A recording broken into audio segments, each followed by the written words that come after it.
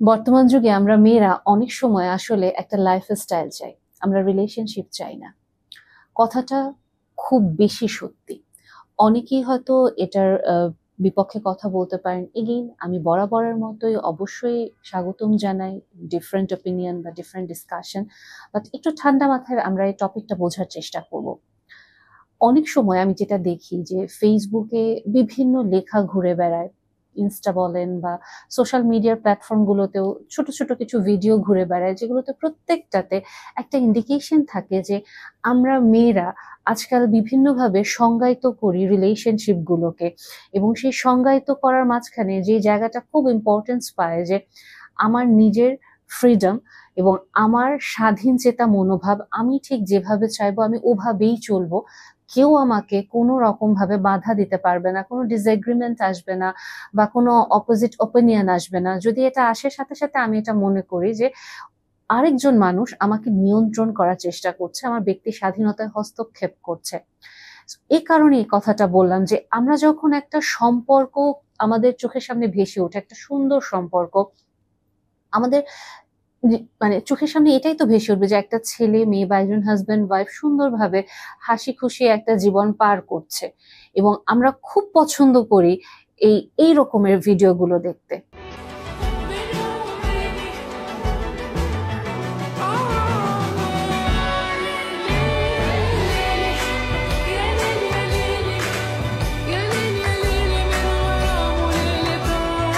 কিন্তু আমরা একটা জিনিস ভুলে যাই, এই যে ভিডিওটাতে একজন বৃদ্ধ মানুষ, বৃদ্ধ ও ভদ্র মহিলাকে আমরা দেখতে পাচ্ছি, ওনারা কি সারা জীবন এভাবেই চলে এসেছেন যে একজন আরেকজনকে কোনো কাজে বাধা দেননি, যে যার স্বাধীনভাবে স্বাধীন চেতা মনোভাব নিয়ে চলে গিয়েছেন? এবং সংসার জীবনকে আসলেই এটা কোনো অ্যাডজাস্টমেন্ট ছাড়া হয়ে যায়? কাউকে কি একটু বেন্ড করতে হয় না? কখনো হয়তো আমি সংসারে 50 ভাগ দেব, আরেকজন 50 ভাগ দিবে, কখনো আমি 20 ভাগ দেব তো আরেকজন 80 ভাগ, কখনো সে হয়তো 10 ভাগ দিবে তো আমি 90 ভাগ। এভাবেই তো সংসারটা চলবে। কখনো আমি ভুল করলে সে খুব সুন্দরভাবে আমাকে শুধরে দেবে, ভালোবেসে, সম্মানের সাথে। এবং আবার সে যদি কখনো আমার অপছন্দের কোনো কাজ করে, আমিও সুন্দরভাবে তাকে বলবো যে এই জিনিসটা যেটা করছো সেটা হয়তো অন্যভাবে করা যেতে পারে, এটা আমার ঠিক পছন্দ হচ্ছে না। So, যখন আমরা এভাবে একটা আন্ডারস্ট্যান্ডিং এর ভিতরে আসব, এটা তো আসলে খুব সুন্দর একটা সম্পর্ক, সমঝোতা। আবার কখনো কখনো দুজনের ভেতরে ঝগড়া হবে, কারণ এমন সম্পর্ক নেই যেখানে কখনো মনোমালিন্য হয় না, কখনো ঝগড়া হয় না। কিন্তু আমরা যেটা করছি কি, আমাদের সামনে একটা আমরা পারফেক্ট পিকচার ধরে রাখার চেষ্টা করছি, যেখানে ঝগড়া হবে না, আমি আমার মতো স্বাধীন থাকবো, তুমি তোমার মতো স্বাধীন থাকবা, আমি আমার লাইফে আমার মতো করে চলছি, তোমার এখানে বলার কি আছে?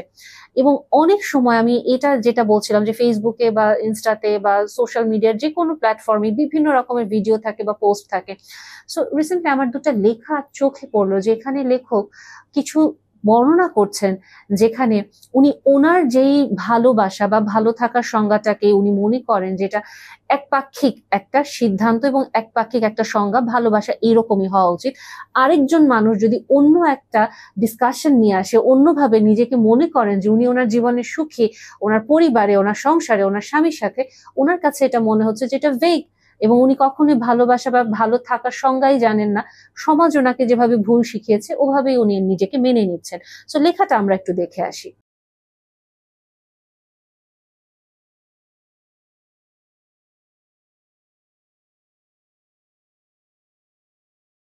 তো এখানে যদি আমরা খেয়াল করে থাকি যে শুরুতেই যেটা বলছেন যে ওনার পার্টনার কখনো ওনার কোনো কাজে বাধা দেন নাই, এবং উনি যখন যেটা চেয়েছেন উনি তখন সেটা করতে পেরেছেন। সো ডেফিনেটলি একটা মানুষ যদি তার লিমিটের ভিতরে থেকে সুন্দরভাবে স্বাভাবিক এবং বুদ্ধিদীপ্ত সিদ্ধান্ত নেয়, তাকে বাধা দেওয়ার প্রয়োজন আসে না। এবং যখন একটা সংসারে আমি কোনো সিদ্ধান্ত নেব, আমি শুধুমাত্র আমার স্বাধীন চেতা সিদ্ধান্ত মানে 100 বার একইভাবে নিতে পারবো না। আমার মাথায় অবশ্যই এটা থাকবে যে এখানে শুধুমাত্র এখন আর আমি একা নেই, আমি আছি, আমার পার্টনার আছে, যদি আমাদের সন্তান থাকে তারাও আছে। সো আমি যখন সিদ্ধান্ত নেব অবশ্যই ওভারঅল সিচুয়েশনটাকে অ্যানালাইসিস করে নিব, এটাই টিম ওয়ার্ক, এবং এখানে আমরা সবাই একটা টিম। আমরা এখানে এমন না যে আমার মানে জিনিসটা এইরকম যে আমার ইচ্ছে হলো আমি ধুপ করে এমন একটা কাজ করে ফেলবো যেখানে আমার হাজবেন্ড, আমার বাচ্চারা সবাই সাফার করবে। ইনফ্যাক্ট আমি যদি পিকচারটা চেঞ্জ করে দেই, এখানে যদি এমন হয় আমি হয়তো খুব অসুস্থ, আমার বাচ্চারা অসুস্থ, এবং আমার হাজবেন্ডের ইচ্ছা হলো সে এখন ঘুরতে চলে যাবে, সংসারে বাজার নাই কিছু নাই, সে খুব চলে গেল, এই যে আমি তাকে বাধা দিলাম না, এটা কি আপনারা অ্যাপ্রিসিয়েশন জানাবেন, নাকি বলবেন সেলফিশ হাজবেন্ড যে কিনা ফ্যামিলিকে, পরিবারকে সাহায্য করে না?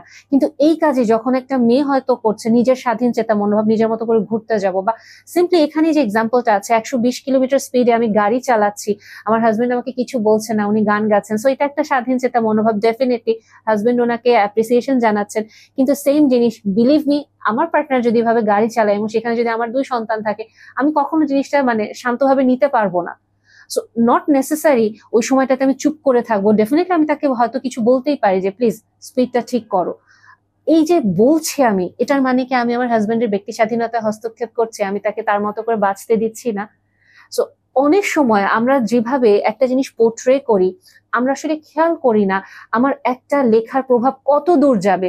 কেন আমি আজকে আসলে এই টপিকটা নিয়ে কথা বলছি, কারণ এই রিসেন্টলি লেখা দুটো আমার খুব ক্লোজ একজন আমাকে রেফার করেছেন এবং দেখিয়ে বলছে যে, আমার খুব ক্লোজ যেহেতু, উনি আমাকে আপু বলেই ডাকেন, আমার ছোট বোন। সো সে আমাকে বলছে যে আপু, তোমার লাইফটা আমার কাছে এরকম হ্যাপেনিং, থ্রিলিং মনে হয়। তুমি এই খেলাধুলা করছো, তো তুমি রোগী দেখছো, তুমি এরকম করছো, সো ভাইয়া মেবি জিনিসটা তোমার সাথে এরকম করে করে।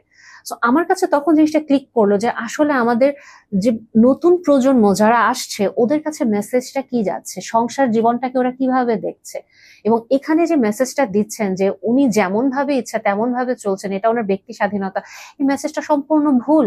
এবং এখানে আমার আরেকটা অবজেকশন আছে যে মেয়ে মানুষ বানানোর চেষ্টা করেননি ওনাকে কখনো। মেয়ে মানুষ জিনিসটা খারাপ কিসে? আমি তো নিজেকে খুব প্রাউডলি বলি যে আমি একজন মেয়ে মানুষ, আমি একজন ভদ্র মহিলা। ছোটবেলায় বলতাম আমি একটা মেয়ে, এখন আস্তে আস্তে যখন আমার বৃদ্ধ হবো তখন আমি বলবো যে আমি একজন বৃদ্ধ ভদ্র মহিলা। মেয়ে মানুষ হওয়াটাকে আমরা এত খারাপ ভাবে দেখি কেন? আমার ফেমিনিন গুণাবলীকে আমি এত খারাপ ভাবে নিব কেন? আমি তো মেয়ে, এই কারণেই আমি ইউনিক, এই কারণেই আমি ইউনিক, কারণ একটা মেয়ের ভেতরে কিছু এবিলিটি আছে যেটা একটা ছেলের ভেতরে নাই। সো আমাকে যদি কেউ মেয়ে মানুষ বলে, আমাকে যদি কেউ ভদ্র মহিলা বলে, বা আমাকে একজন মা বলে, আমাকে একজন যুবতী কিশোরী বলে, আমি এটাতে কেন অফেন্ডেড ফিল করব? এবং আমাকে যদি কেউ এটাও বলে যে ডেফিনেটলি একটা মেয়ের ভেতরে নমনীয়তা থাকবে, কমনীয়তা থাকবে, বা আমি যদি আরো বলি যে একটা মেয়ে বা একজন মা বাচ্চাকে যেভাবে সুন্দর নরম ভাবে আহ, বড় করে তুলতে পারবে, বা যে শিক্ষাটা দিতে পারবে, একটা বাবা কি সেটা দিতে পারবেন? ডেফিনেটলি বাবা আর মায়ের রোলটা আলাদা। ডেফিনেটলি একটা সোসাইটিতে মেয়ে এবং ছেলের রোল আলাদা। একটা মেয়ের ফিতরাত যেই জিনিসটা থাকে, ওইটা কিভাবে একটা মেয়ে ছুঁড়ে ফেলে দিয়ে ছেলে হওয়ার চেষ্টা করবে? তার মানে কি আমি তখনই সফল, স্বাধীন হব, আমি তখনই সুখী হব যখন আমি কিনা একটা ছেলের মতো করে জীবনযাপন করতে পারবো? এটা কোন ডেফিনেশন থেকে হ্যাপিনেসের মানে জায়গাটা আসে? এবং কেন আমার হাজবেন্ড যদি আজকে আমাকে একটু বলে যে তুমি যে কাজটা করেছো, এই জিনিসটা তো এভাবে না করে অন্যভাবে করা যেতে পারতো, বা একটা জায়গায় তুমি গিয়েছো, একটা সোসাইটির একটা মানে গেট টুগেদারে বা কোনো একটা জায়গায়, সাধারণত মেয়েরা হয়তো এই জিনিসটা এভাবে করে না, এটা অন্যরা অফেন্ডেড ফিল করেছে, তুমি কি জিনিসটা একটু রিভিউ করতে পারো বা একটু রিচেক করতে পারো? এই যে সে আমাকে একটা জাস্ট ডিসকাশনের জন্য একটা পয়েন্ট থ্রো করলো, এটার মানে তো এটা না সে আমার ব্যক্তি স্বাধীনতা হস্তক্ষেপ করছে, সে আমাকে ভালোবাসছে না, সে আমাকে অপমান করার চেষ্টা করছে। তার একটা মতামত সে আমাকে দিতেই পারে, সে কি আমাকে কন্ট্রোল করার চেষ্টা করছে? না।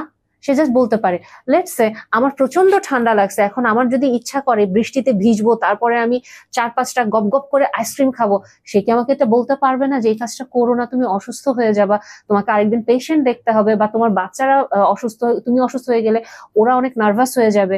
সো এই জিনিসগুলোকে আমার ব্যক্তি স্বাধীনতা হস্তক্ষেপ করা, কারণ আমার বৃষ্টিতে ভিজতে খুব ভালো লাগে, আমার আইসক্রিম খেতে ভালো লাগে।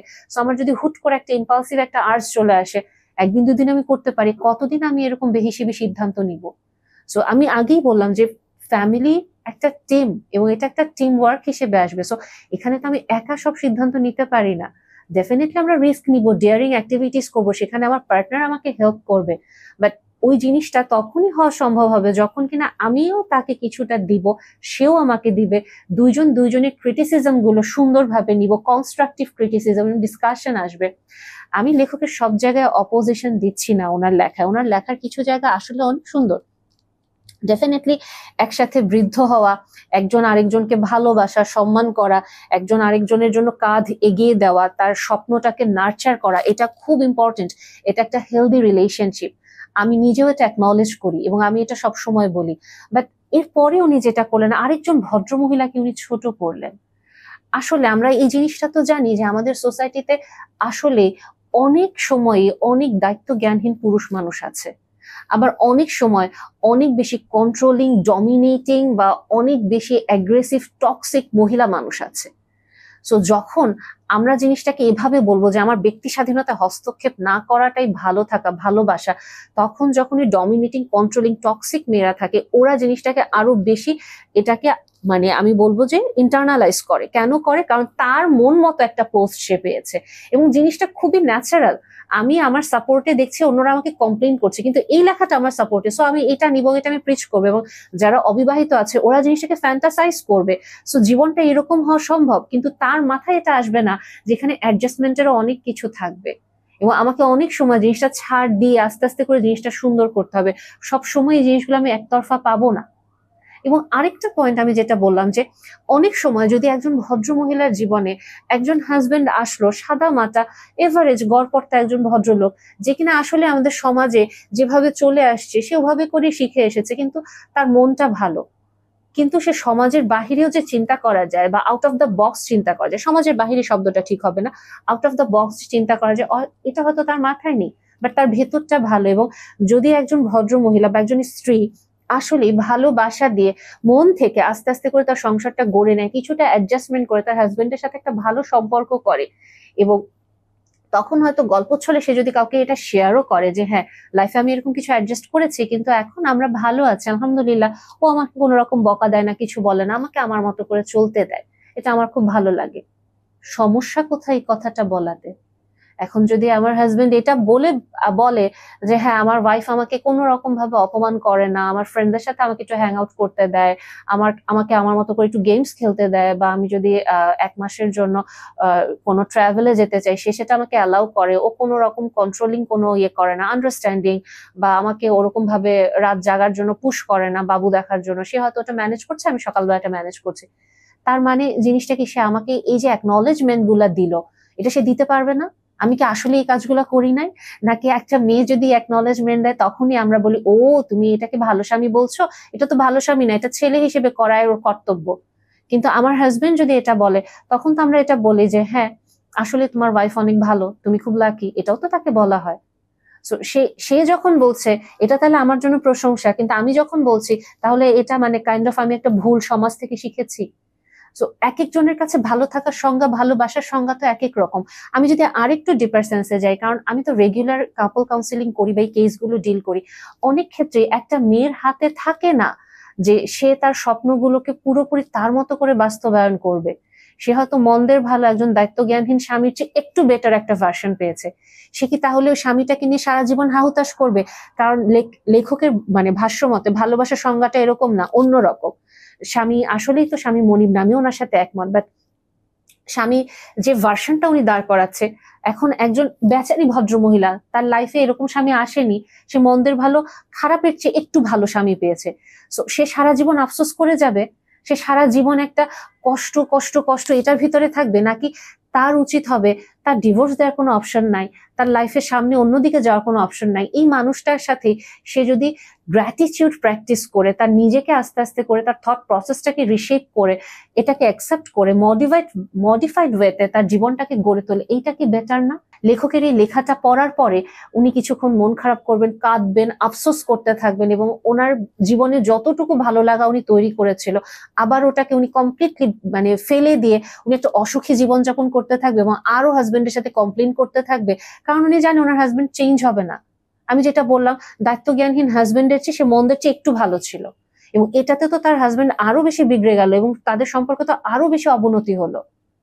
এবং একটা পর্যায়ে আমাদের সমাজে এটা খুব মানে তিতা সত্য কথা, এটা আপনারা যতই আমার সাথে অপোজিশনে আসেন না কেন, একটা মেয়ে ডিভোর্সের পরে যে সাফারিংসে যায়, একটা ছেলেও সাফারিংসে যায়, বাট ছেলের সাফারিংসটা কম থাকে।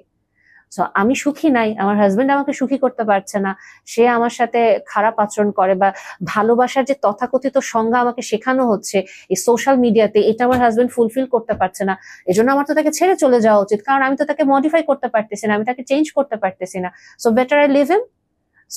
ছেড়ে দেওয়াটা এত সহজ, এবং এরপরে যে আমি একেবারে কাদা বা আমি একেবারে পড়ে যাব, পুরোপুরি ডুবে যাব চোরাবালির ভিতরে, ওখান থেকে তখন আমাকে কে বের করবে? সোশ্যাল মিডিয়া এসে আমাকে বের করবে যে ডেফিনেশন গুলো তারা সেট করছে বর্তমানে নারী স্বাধীনতা ভালোবাসার। তো অনেক সময় আমরা আসলে, আমি যেটা বললাম যে আমরা সোশ্যাল মিডিয়া থেকে ভালোবাসার সংজ্ঞাটা দাঁড় করানোর চেষ্টা করি, যেটা খুবই ভুল। আমি বলবো যারা এখনো আপনারা বিয়ে করেননি, যারা এখনো আপনারা বিয়ে করবেন বা একটা ফ্যান্টাসির ভিতরে আছেন ভবিষ্যৎ জীবনটাকে নিয়ে, ফ্যান্টাসিটা ঝেড়ে ফেলেন। সংসার জীবনটা এরকমই, যেখানে আপনাকেও দিতে হবে, আপনার পার্টনারকেও দিতে হবে, এবং অ্যাডজাস্টমেন্টে আসতে হবে। এবং এই দেয়াটা বলতে ছাড় দেয়া, ওরকম একইভাবে আপনি যখন ছাড় দিবেন তখন অপর পক্ষ থেকে আপনি পাবেন। এবং খুব ইম্পর্টেন্ট একটা ব্যাপার, আপনাকে আপনার পার্টনারের কোর লাভ ল্যাঙ্গুয়েজটা বুঝে আপনাকে আগাতে হবে।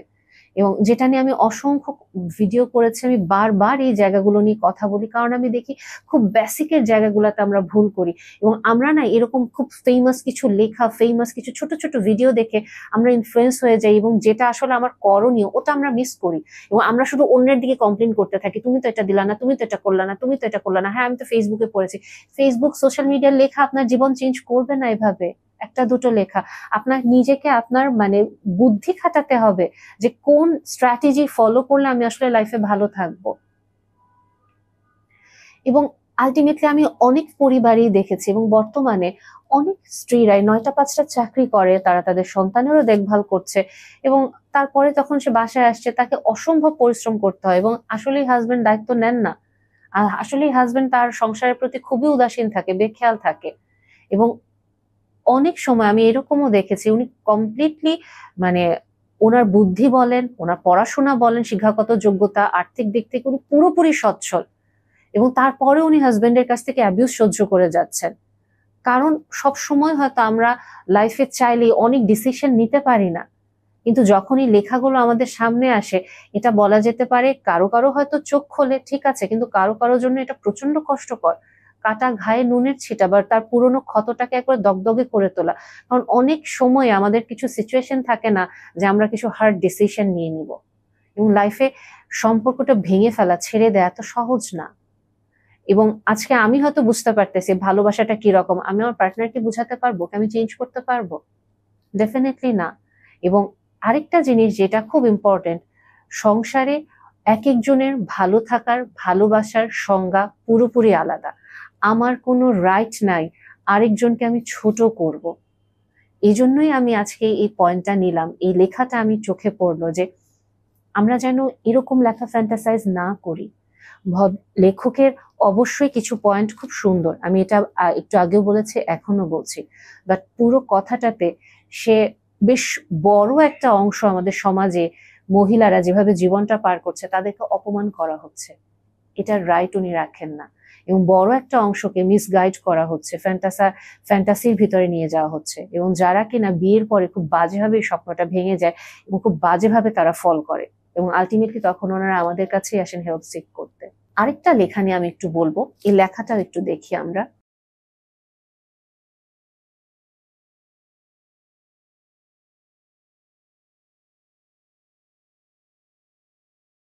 এই লেখাটাও এই টপিকটার সাথে খুব সামঞ্জস্যপূর্ণ, এজন্য আমি বলছি যে দেখেন, আমাকে আমার সংসারে আমার হাজবেন্ডের সাথে 50-50 শেয়ার করতে হবে সবকিছু।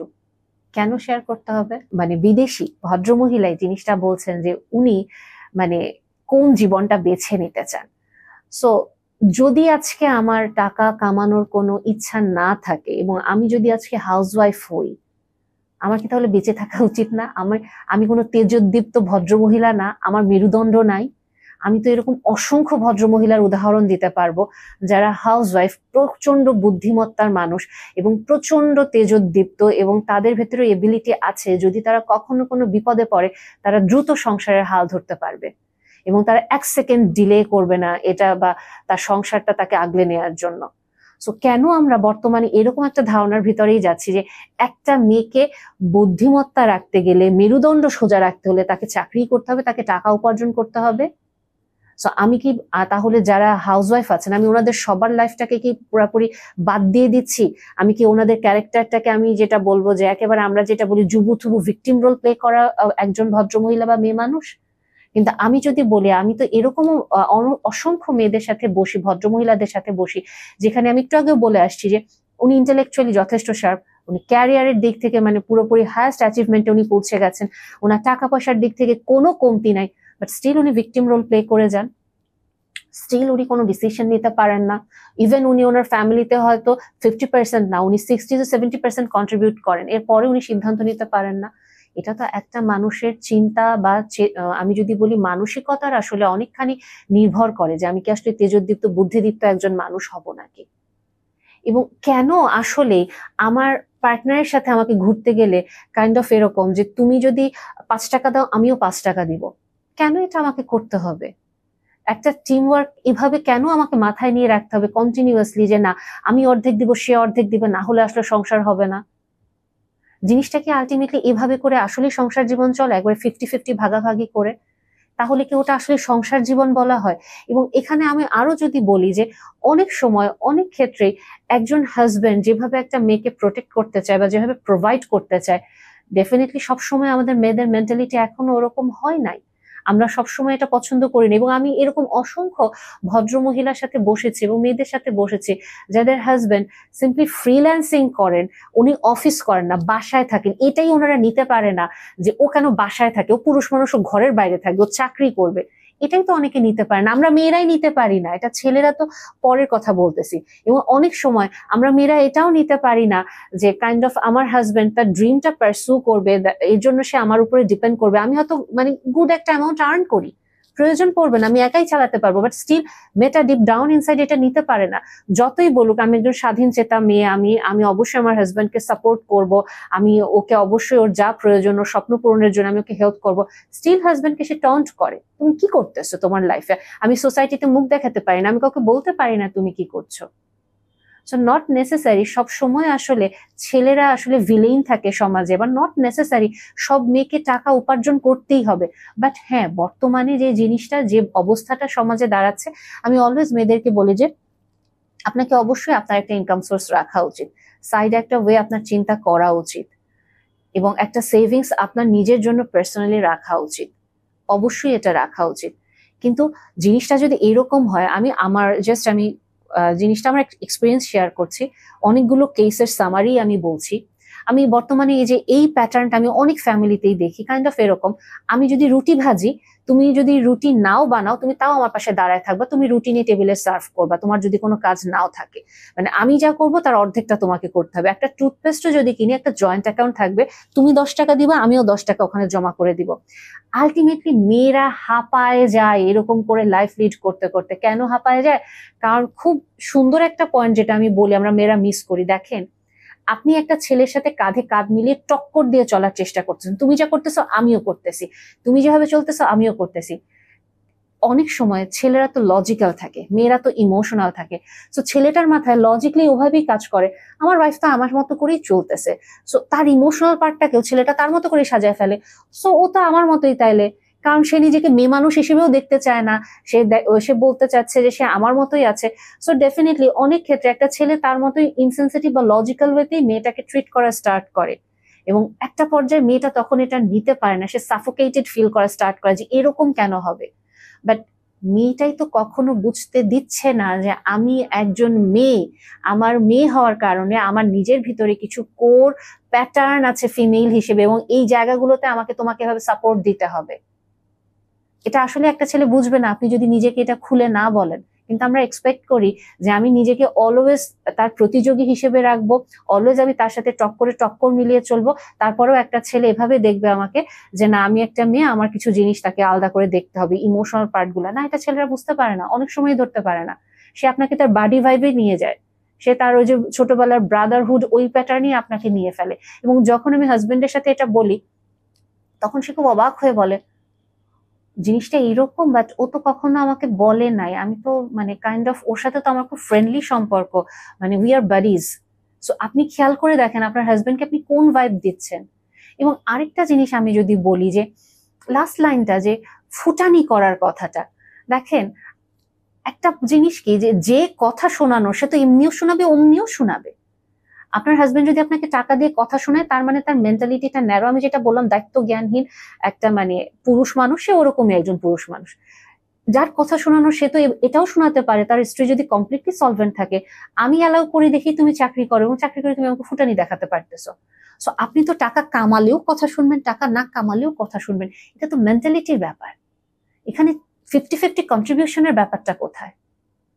এবং একটা জিনিস কি, আমি হয়তো 50-50 ইনকাম করতে পারছি না, বাট স্টিল আমার হাজবেন্ডের ওই মেন্টালিটিটা থাকে। এবং সমাজের বেশিরভাগ ছেলেদেরকে আমি আজকাল দেখি মডার্ন সোসাইটিতে যারা বেড়ে উঠছে, অবশ্যই এটা আমি খুব ভালো লাগে যে তারা ওই রোলটা প্লে করতে চায় যে হ্যাঁ, আমি আমার পার্টনারকে প্রোটেক্ট করবো, আমি আমার পার্টনারকে প্রোভাইড করব, এটা কোনো সমস্যা নাই। বরং আমরা যদি আমাদের বর্তমান যে নতুন সুন্দর মন মানসিকতা একটা প্রজন্ম আসছে, ওদেরকে যদি পুরনো মন মানসিকতা প্রজন্মের সাথে আমি বলি যে না, ওখানে মেয়েরা খুব শোষণ হয়েছে, অত্যাচারিত হয়েছে, কাজে আমিও ওরকম হব, এর জন্য আমাকে অলওয়েজ আমার ফেমিনিন পার্টটা বাদ দিয়ে পুরো মাস্কুলাইন পার্টটা নিয়ে থাকতে হবে, এটা তো প্রবলেমেটিক। এবং আপনি যখন আপনার মাস্কুলাইন পার্টটা শো করতে থাকবেন, ডেফিনেটলি আপনার পার্টনার বলবে ওকে ফাইন, আমি এত প্যারা নিয়ে কি করবো, ওই তো দায়িত্ব নিচ্ছে, ও করুক, আমার এত করার দরকার কি। আমি অনেক ক্ষেত্রে ছেলেদের কাছ থেকে এই পয়েন্ট গুলা পাই। সো আমরা মেয়েরা আসলে কোন লাইফটাতে বেছে নিচ্ছি? আমাদেরকে ফার্স্টে বলা হলো কি, তুমি অনন্যা, তুমি সর্বজয়া, তুমি সবকিছু করতে পারো, সো তুমি ঝাঁপায় পড়ো লাইফে। সো আমরা চাকরি শুরু করলাম, বাচ্চা পালা শুরু করলাম, ঘরদোর গুছানো শুরু করলাম, আমরা একাই এক হাতে সব করতেছি। এখন আবার আমাদের মনে হচ্ছে আমরা হাঁপায় যাচ্ছে, আমরা কেন সবকিছু করব, আমিও তো লাইফে একটু এনজয় করা দরকার। সো আমরা মেয়েরা কি আসলে আমাদের নিজেদের জন্য ডিসিশন নিচ্ছি, নাকি আসলে সমাজই বরাবর আমাদের জন্য ডিসিশন সেট করে দিচ্ছে? আমি কখনোই বুঝতে পারছি না যে আমি আসলে কি যাচ্ছি। আমি আজকে হাউস ওয়াইফ হতে চাচ্ছি, আমার হাউস ওয়াইফ হতে খুব ভালো লাগে, আমি কাজ করবো না, আমার ইচ্ছা করতেছে আমি সব বাদ দিয়ে দিব। ডেফিনেটলি আমি আমার হয়তো একটা সেভিংস আমি অবশ্যই রাখবো। আমার আজকে ইচ্ছা করতেছে আমি পার্ট টাইম জব করবো, ওকে ফাইন। আমার ইচ্ছা করতেছে আমি আমার হাজবেন্ডের কাছ থেকে মাসিক একটা টাকা নিব, সেটা অনেকেই নেয় এবং সেটা চাইতেই পারেন আপনি, এবং আপনার হাজবেন্ডও হয়তো আপনাকে এটা দিচ্ছে, এবং আপনি হয়তো এই জিনিসটা বলছেন। এবং অনেক ক্ষেত্রে আমি অনেক মহিলাকে দেখি যে সে যখন বলছে যে আমি এরকম আমার হাজবেন্ডের কাছ থেকে টাকাটা চাই, ওর উপর ডিপেন্ড করি, অনেকেই তাকে ক্রিটিসাইজ করে। বিশেষ করে যারা চাকরিজীবী, ওনারা এটা করেন যে আপনি কেন এটা নেন, এটা তো উচিত না, আপনার নিজের একটু কিছু করা উচিত, আপনি এত পড়াশোনা করছেন, এই পড়াশোনাটা পুরো নষ্ট করে ফেলতেছেন, এটা কেন করতেছেন, এটা আপনার উচিত না। তো একটা মানুষ তার নিজের সিদ্ধান্ত মতো তার ভালো থাকা, ভালোবাসাটাকে সংজ্ঞায়িত করতে পারবে না? কেন আমরা আসলে এত বেশি ভয় ঢুকিয়ে দিই? বরং আমাদের তো চিন্তা বা মন মানসিকতাটাকে এভাবে গড়ে তোলা দরকার, যদি সিচুয়েশন আমার ফেভারে থাকে আমি আমার স্বপ্নটাকে পার্সু করব, যদি ফেভারে না থাকে, প্রতিকূলে থাকে, আমি অবশ্যই এই প্রতিকূলতার বিরুদ্ধেও যুদ্ধ করব, এবং তারপরে ওটাকে ম্যানেজ করে আমি আমার স্বপ্নটাকে পার্সু করার চেষ্টা করব। যদি কখনো প্রয়োজন হয়, আমি হয়তো এখন আমি হাউস ওয়াইফ, প্রয়োজন হলে ঠিকই আমি হাল ধরবো, ওই মানসিকতাটার শক্তিটা আমার ভেতরে থাকবে। আমি চাকরি করছি বা আমি ব্যবসা করছি, এটা আমার স্বাধীন সিদ্ধান্ত। একটা ট্যুরে যাচ্ছি, আমার যদি এখানে কন্ট্রিবিউট করতে ইচ্ছে না করে আমি করব না, কন্ট্রিবিউট করতে ইচ্ছে করলে আমি করব। আমার যদি এরকমও ইচ্ছে করে, কারণ আমি মেমেটা খুব দেখি সোশ্যাল মিডিয়াতে, যে কাইন্ড অফ আমি আমার হাজবেন্ডের সাথে যখন থাকি আমার মাথার ব্রেনটা আমি খুলে দিয়ে সিম্পলি চোখ বন্ধ করে ওর হাত ধরে থাকি। এটা অনেক মেয়ে অসম্ভব ভালো লাগে তার পার্টনারের উপরে ডিপেন্ড করতে, সে খুব পছন্দ করে এবং তার পার্টনার এটা এনজয় করে যে আমার ওয়াইফ আমার উপরে ডিপেন্ড করছে। এটা ছেলেরা এনজয় করে, ওই ডিপেন্ডেন্সিটা। সে তার পার্টনারকে সে ইনফ্লুয়েন্স করতে পারে, তার ইনসাইটটা তার পার্টনার অ্যাপ্রিসিয়েশন জানাচ্ছে, এবং সম্পর্ক ভালো থাকার জন্য এটা খুব ইম্পর্টেন্ট। এবং at the same time partner তখন তার ওয়াইফকে অ্যাপ্রিসিয়েশনও দেয়। কিন্তু আমি যদি আমার ফেমিনিন পার্টটা পুরাপুরি ডিসকার্ড করে আমার ম্যাসকুলাইন পার্টটা নিয়ে চলে আসি, আমার পার্টনার তো আসলে, যেহেতু আমাকে বিয়ে করছে, একটা মেয়েকে বিয়ে করছে, সে তো আমার ফেমিনিন পার্টটাই চাবে, সে তো মাস্কুলাইন পার্টটা চাবে না। আমরা আসলে সোশ্যাল মিডিয়াতে কি দেখছি, কি লিখছি এবং কি পড়ছি, এই জিনিসটা খুব ইম্পর্টেন্ট। এবং আপনাদেরকে এই জিনিসগুলো ফ্যান্টাসাইজ করা বন্ধ করতে হবে যারা এখনো আপনারা বিয়ে করেননি। এবং আরেকটা যেটা লাস্ট পয়েন্টটাতে, লাস্ট যে প্যারাটাতে এই লেখাটার আমার আমার কাছে জাস্ট মনে হয়েছে লেখকের ভিতরে একটা অ্যারোগেন্স আছে, যে অ্যারোগেন্সটা উনি শো করছেন। আমার টাকায় কেনা গাড়ি, আমার টাকায় কেনা শাড়ি, আমার টাকায় কেনা ক্যামেরা দিয়ে আমি বলবো একটা ছবি তুলে দাও, এটা না বললে ছবি তোলা যাবে না, সম্পর্কটায় নরম ভালোবাসা আসবে না। আমি যদি আমার হাজবেন্ডের গিফট দেওয়া একটা শাড়ি পরি, আমি যদি আমার হাজবেন্ডের ক্যামেরাতে একটা ছবি তোলার জন্য একটা আবদার করি, ওটা কোনো ভালোবাসা থাকবে না? আমি মাথা তুলে দাঁড়াতে পারবো না? আমাকে সবসময় মাথা নিচু করে থাকতে হবে? ভালোবাসার সম্পর্ক, পরিবারের ইকুয়েশনটা কি আসলেই এরকম?